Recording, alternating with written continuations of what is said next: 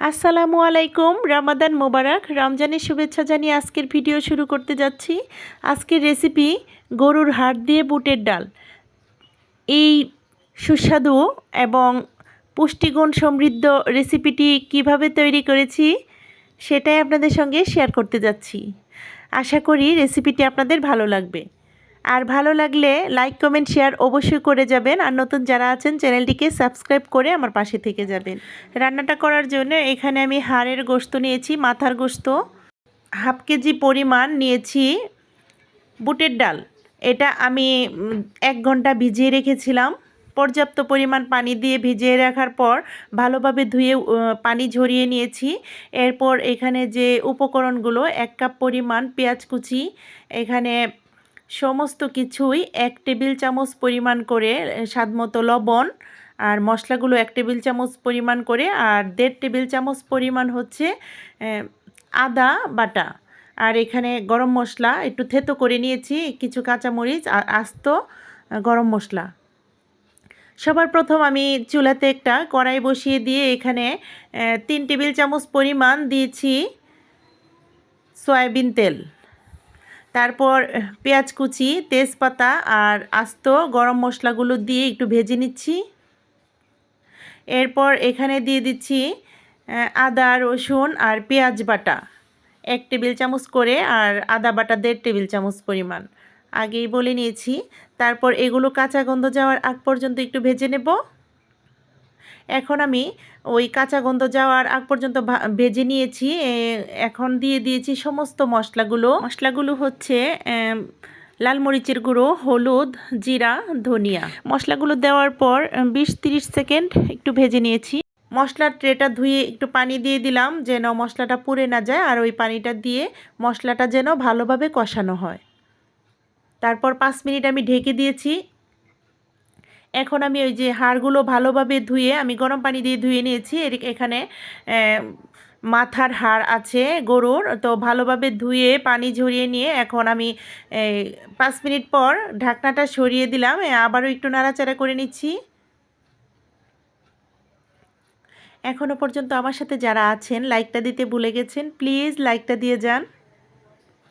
তো আমরা দেখতে পাচ্ছি ওই মশলা থেকে তেলটা রিলিজ হয়ে গেলে আমরা বুঝবো যে মশলাটা কষানো হয়ে গেছে। অবশ্যই আমরা মশলাটা ভালোভাবে কষিয়ে নেব। এই পর্যায়ে আমি সমস্ত গরুর হাড়গুলো দিয়ে দিয়েছি। এটা মাথার হাড়, আপনারা চাইলে পা দিয়েও করতে পারেন, সলিড গোশত দিয়েও করতে পারেন। এখানে মাথার হাড় ছিল, কিছু চর্বি ছিল, সব কিছু একত্রিত। তো ওই জিহ্বা ছিল, ওইগুলো আমি সবগুলো দিয়ে দিয়েছি। তারপর আমি 5 মিনিট ভালোভাবে নাড়াচাড়া করার পর 5 মিনিট ঢেকে দিয়েছিলাম। আবারও 5 মিনিট পর ঢাকনাটা সরিয়ে নিয়ে আবারও নাড়াচাড়া করে নিচ্ছি, দেখতে পাচ্ছেন।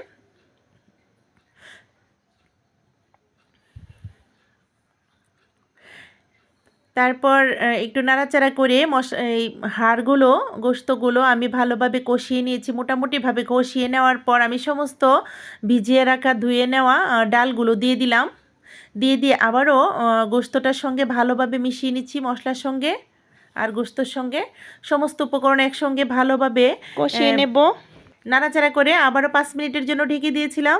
5 মিনিট পর ঢাকনা সরিয়ে আবারও নাড়াচাড়া করে নিচ্ছি, ভালোভাবে কষিয়ে নিতে হবে। নাড়াচাড়া করে নেওয়ার পর এখানে পর্যাপ্ত পরিমাণ পানি ঢেলে দিয়েছি, আপনারা আপনাদের আন্দাজ মতো দেবেন। আর এখানে মাথার হাড় ছিল 1 কেজি পরিমাণ, আর হাফ কেজি পরিমাণ ডাল। তারপর আমি পানি দিয়ে দিয়েছি, গরম পানি অবশ্যই দিতে চেষ্টা করব আমরা। গরম পানি দেওয়ার পর আবারও ঢেকে দিয়েছি 5-7 মিনিটের জন্য।